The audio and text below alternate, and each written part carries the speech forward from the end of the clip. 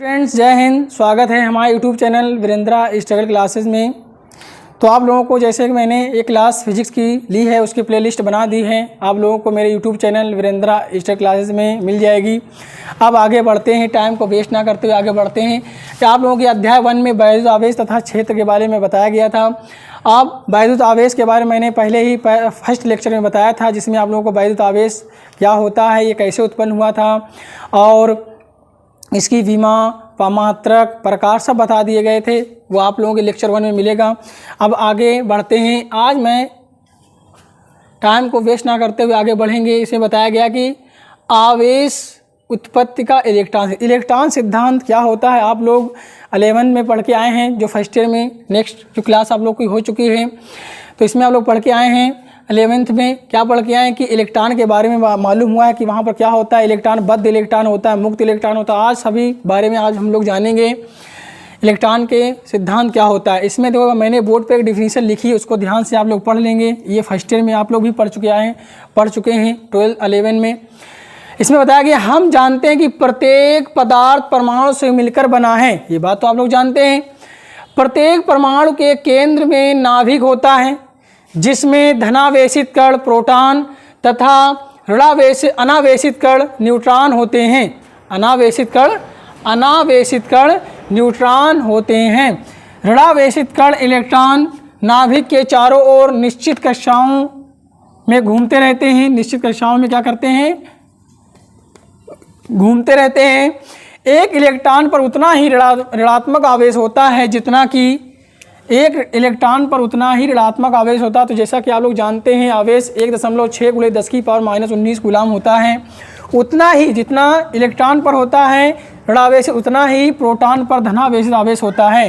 तो आप लोग समझ चुके होंगे कि E बराबर जो होता है 1.6 × 10⁻⁻19 कूलाम। ये किस पर है? इलेक्ट्रॉन पर ऋणावेशित पर है। अब ऐसे ही प्रोटॉन पर धनावेशित पर भी इतने होगा बता रहा है। तो 1.6 × 10⁻⁻19 कूलाम। तो आप लोग 11 क्लास में पढ़ के भी आए हैं ये बातें, तो आप लोग समझ चुके होंगे कि इलेक्ट्रॉन सिद्धांत क्या है। जैसा कि आप लोग बोर्ड पर डिफिनीशन लिखी, इसको अच्छे से लिखना है और कम से कम 2 से 3 बार दोहराना है और आप लोग और अच्छे से समझ जाएंगे। अब आगे देखते हैं इलेक्ट्रॉन बद्ध क्या होता है, इलेक्ट्रॉन मुक्त इलेक्ट्रॉन क्या होता है, बद्ध इलेक्ट्रॉन क्या होता है, इसके बारे में जानेंगे। तो आप लोग मेरी क्लास को शेयर ज़रूर करें, जिससे कि आप लोग के दोस्त भी और परिवार के लोग सभी इसको एंजॉय करें और अपने नोट्स बनाएं। परिवार के जितने भी तुम्हारे दोस्त हैं और तुम्हारे भाई बहन जितने भी 12th में आए हैं, वो सब अपने बेसिक से विद कॉन्सेप्ट के साथ मेरी क्लास को पढ़ें और नोट्स बनाएं और रिवीजन करते रहें। अब हम लोग क्या जानेंगे कि इलेक्ट्रॉन सिद्धांत में बद्ध इलेक्ट्रॉन क्या होता है, मुक्त इलेक्ट्रॉन क्या होता है। ये बात भी आप लोग 11 क्लास में पढ़ के आ रहे हो।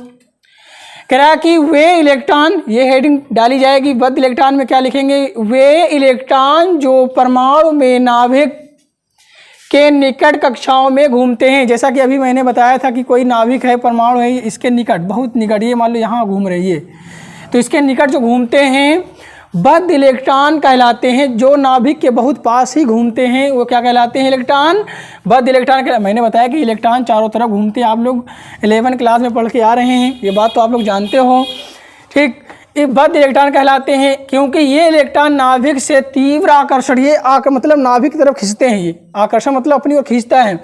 ये इलेक्ट्रॉन नाभिक से तीव्र आकर्षण बल द्वारा बंधे होते हैं। ये मतलब आकर्षण बल मतलब खींचे हुए बंधे होते हैं, अपनी तरफ खींच के बंधे होते हैं। तीव्र आकर्षण मतलब क्या होता है? अपनी तरफ खींचना, बंधे होते हैं। तो आप लोग समझ चुके होंगे बद्ध इलेक्ट्रॉन क्या होता है। अब आगे जैसे कि आप लोग देख रहे होंगे मुक्त इलेक्ट्रॉन भी डिफिनीशन लिखी हुई, तो आप लोग इसको भी समझेंगे। बहुत मोस्ट है, अच्छे से देखना है इलेक्ट्रॉन का सिद्धांत।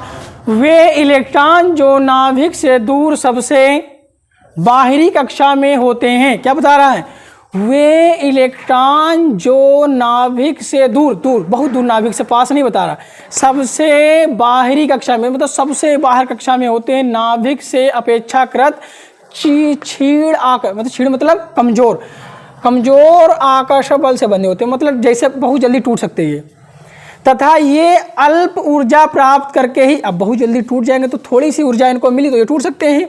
तथा ये अल्प ऊर्जा प्राप्त करके ही अपने परमाणु से अलग हो जाते हैं या हो सकते हैं। इन इलेक्ट्रॉनों को ही मुक्त इलेक्ट्रॉन कहते हैं।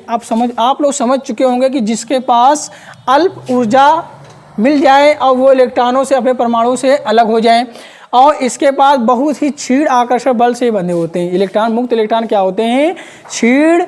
क्षीण आकर्षण बल से बंधे होते हैं। तो आप लोग समझ चुके होंगे कि मुक्त इलेक्ट्रॉन क्या होता है, बद्ध इलेक्ट्रॉन क्या होता है। तो एक बार मैं फिर रिपीट करता हूँ, आप लोग ध्यान से देखना।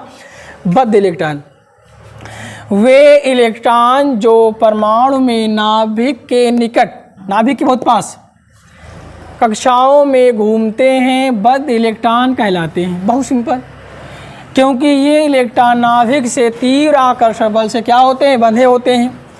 मुक्त इलेक्ट्रॉन वे इलेक्ट्रॉन जो नाभिक से दूर सबसे बाहरी कक्षा में होते हैं, नाभिक से अपेक्षाकृत क्षीण आकर्षण बल से बंधे होते हैं तथा ये अल्प ऊर्जा प्राप्त करके ही अपने परमाणु से अलग हो जाते हैं या अलग हो सकते हैं। इन इलेक्ट्रॉनों को ही मुक्त इलेक्ट्रॉन्स कहते हैं। तो आप लोग समझ चुके होंगे कि बद्ध इलेक्ट्रॉन क्या होता है, मुक्त इलेक्ट्रॉन क्या होता है। अब हम लोग समझेंगे धनात्मक और ऋणात्मक आवेश के बारे में। जैसे कि मैंने पहले ऑलरेडी तो आप लोगों को बता चुका हूँ कि आवेश कहाँ से उत्पन्न होता है, कैसे उत्पन्न होता है, किन्हीं दो वस्तुओं से रगड़ने से उत्पन्न होता है।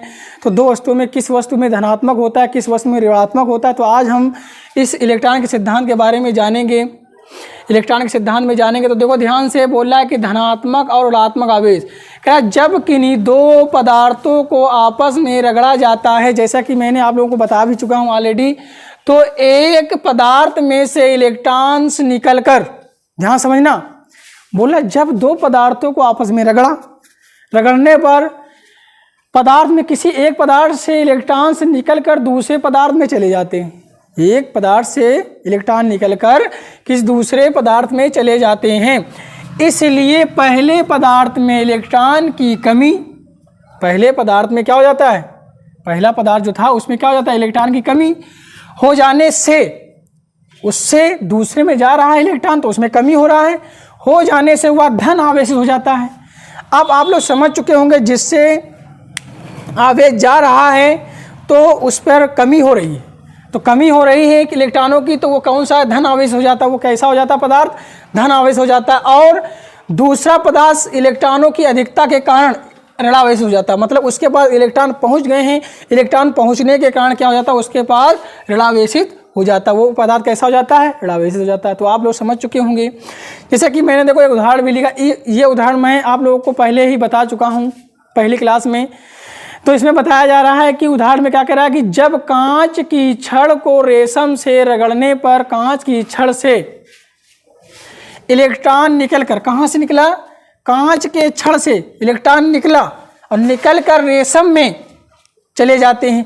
अब यहाँ पर ध्यान दो, इलेक्ट्रॉन कहाँ से निकला, कहाँ से निकला, कांच से निकला। तो बोल रहा है जिससे कांच की छड़ इलेक्ट्रॉन की कमी के कारण, अब कांच से इलेक्ट्रॉन निकला तो कमी किस में होगा, कांच में होगा, तो इस पर धनावेशित, किस पर, धनावेशित। अब ये इलेक्ट्रॉन निकलकर कहाँ गया था, कांच से कहाँ गया, रेशम में, तो इस पर क्या हो जाएगा, ऋणावेशित। रेशम इलेक्ट्रॉनों की अधिकता के कारण क्या करता है, ऋणावेशित। तो आप लोग समझ चुके होंगे कि धनावेशित और ऋणावेशित आवेश कैसे उत्पन्न होता है, किन्हीं दो वस्तुओं को रगड़ने पर कैसे उत्पन्न होता है। तो आप लोग बहुत ध्यान से समझते रहना है, आगे और समझते हैं भी। मैं आप लोगों को एक बार फिर रिपीट करता हूँ, आप लोग जिससे एक बार रिवीजन कर सकते हैं, मेरे साथ ही बोलेंगे। जब किन्हीं दो पदार्थों को आपस में रगड़ा जाता है, तो ध्यान से सुनना, तो एक पदार्थ में से इलेक्ट्रॉन्स निकलकर दूसरे पदार्थ में चले जाते। तो कांच को कहाँ से काहे में रगड़ा, रेशम से, तो कांच से पदार्थ क्या, इलेक्ट्रॉन निकलकर कहाँ गया, रेशम में चले जाते हैं। तो इसलिए पहले पदार्थ में से इलेक्ट्रॉन की कमी, तो जिससे निकला, कांच से निकल के कहाँ जा रहा है, रेशम में, तो इसमें कमी, तो कमी होने के कारण इस पर क्या हो जाएगा, धनावेशित आवेश। और जिस पर इलेक्ट्रॉन गया उस पर अधिकता होने के कारण क्या हो जाएगा, ऋणावेशित आवेश।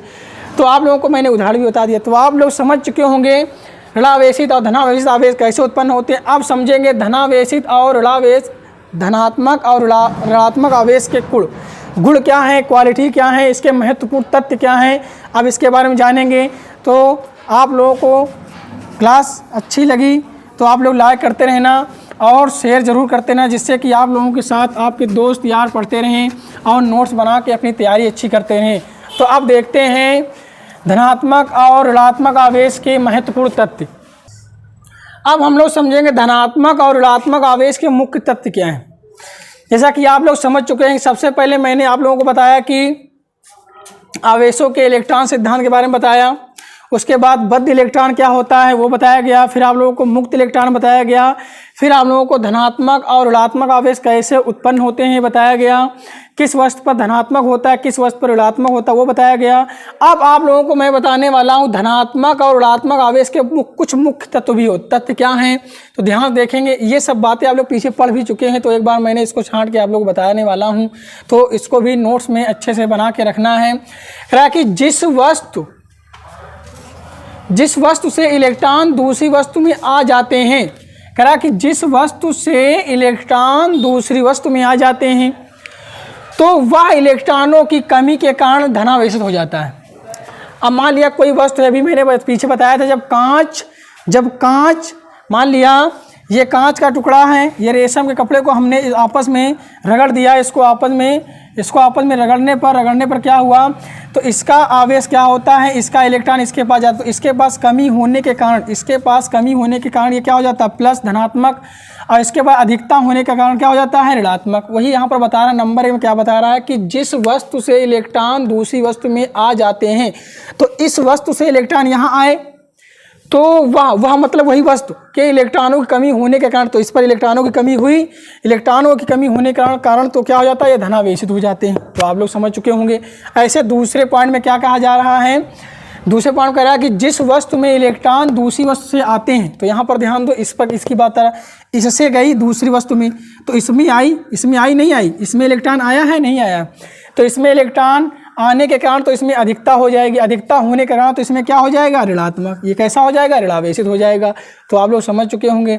और एक बात, बहुत नोट्स की बात बताई जा रही है कि एक वस्तु पर जितना आवेशित होता है, मान ले इस पर आवेश 1.6 × 10⁻−19 कूलाम है, तो वही बात बोल रहा है कि दूसरी वस्तु पर ही उतनी ही विपरीत प्रकृति का आवेश होगा, तो इस पर भी क्या होगा उतने ही आवेश होगा। तो आप लोग समझ चुके होंगे कि जितना आवेश धनात्मक में है उतने ही आवेश कितने हैं ऋणात्मक में है।